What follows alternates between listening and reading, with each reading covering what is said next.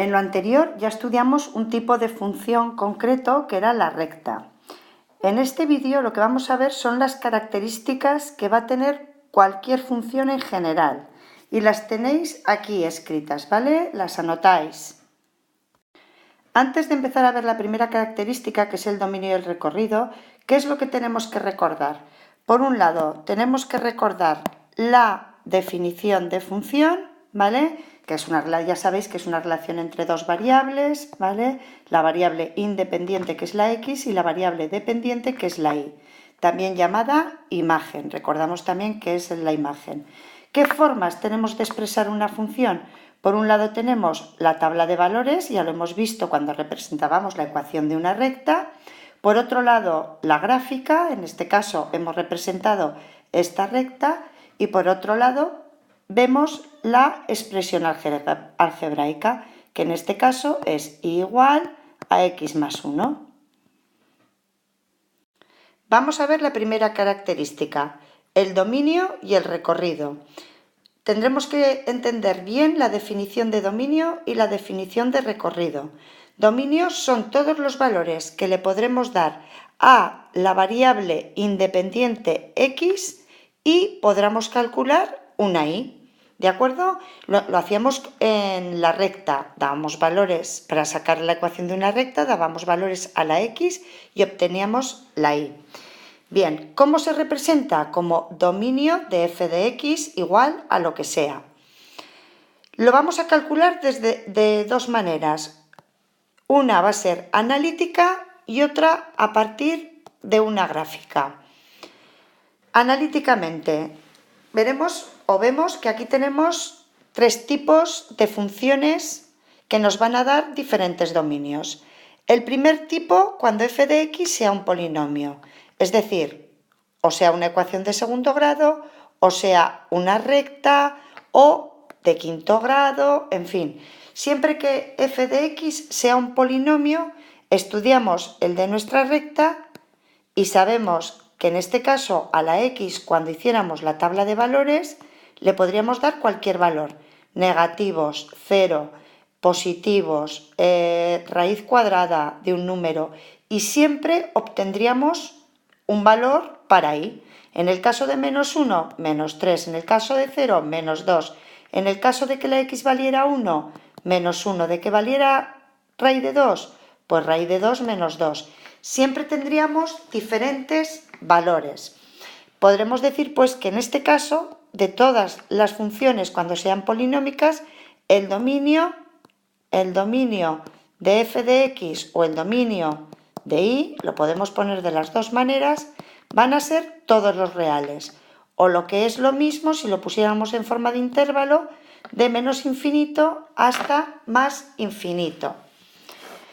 Vamos a ver cuando f de x sea un cociente de polinomios. ¿Qué sucede en este caso? Lo voy a explicar aquí. ¿Qué sucedería si yo tengo 3 partido por 0? Pues 3 partido por 0 es algo que no existe. Si lo hacéis en la calculadora veréis que os da syntax error. Es decir, ¿qué es lo que nos sucede? Que no podremos dar valores a la x que hagan 0 el denominador. Entonces, ¿qué es lo primero que haremos? Igualaremos x cuadrado menos 9 a 0 y de aquí, al resolver, nos queda que x vale más menos 3. Es decir, si yo a la x le doy el valor de más 3 o de menos 3, en el denominador me dará 0, con lo cual esos números los tengo que excluir del dominio. Si yo los pongo esos valores en una recta, ya sabéis, como siempre, estos valores no van a estar incluidos. Todos los demás sí que son solución. ¿Cuál será el dominio en este caso de f de x? ¿Cuál será el dominio de y? Pues de menos infinito al menos 3, que no entra, unión del menos 3 al 3 sin entrar, unión del 3 al infinito. ¿De acuerdo? También lo podía haber representado mucho más corto, el dominio de f de x, como todos los reales menos el más menos 3. Estos dos números no se incluirían. Cualquiera de las dos maneras es válida. Y por último, el último caso que vamos a estudiar en cuarto de la ESO es cuando tengamos raíces cuadradas. ¿Qué raíces no puedo calcular? Las raíces cuadradas negativas, es decir, lo de dentro como tiene que ser positivo, es decir, mayor o igual que 0, porque la raíz de 0 también existe. Como ya sabemos resolver inecuaciones, x mayor o igual que menos 3. Si yo pongo el menos 3 en mi recta, aquí es cerrado porque he dicho mayor o igual y todos los mayores están aquí. Es decir, ¿cuál sería en este caso el dominio de f de x? Pues desde el menos 3 cerrado, porque sí que entra, hasta el infinito. Y ya hemos calculado de forma analítica el dominio de diferentes tipos de funciones, que lo veremos después. Vamos a ver cómo se calcula el dominio gráficamente. Pues lo que haremos es trazar una recta perpendicular al eje de abscisas por el valor de x que estemos estudiando. Si la recta corta la gráfica en dicho valor, es que este valor pertenece al dominio. Empezaremos a trazar rectas paralelas, otra recta perpendicular, esta tampoco, otra recta perpendicular, voy a hacerlo manualmente. Iríamos trazando rectas perpendiculares al eje de abscisas. Otra, y la primera recta perpendicular sería esta, la primera que corta un valor. Por lo tanto, el dominio diríamos que es de f de x en esta función, desde el 1 incluido, y como esta función continuaría por aquí, tenemos diferentes rectas que cortarían a la función, podríamos poner que es hasta el infinito.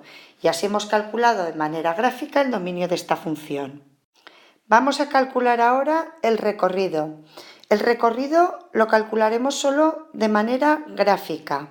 Para ello lo que haremos es trazar rectas perpendiculares, pero ahora al eje de ordenadas, al eje de las is, el eje de ordenadas, que es el eje de las is.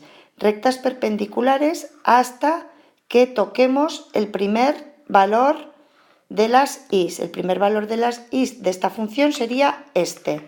Por lo tanto, ya vemos que el recorrido de f de x sería desde 0 incluido, y como esta función parece que va para allí, no sabemos cuál sería la última recta que la tocaría, por lo tanto diríamos que es hasta el infinito. Bueno, terminado.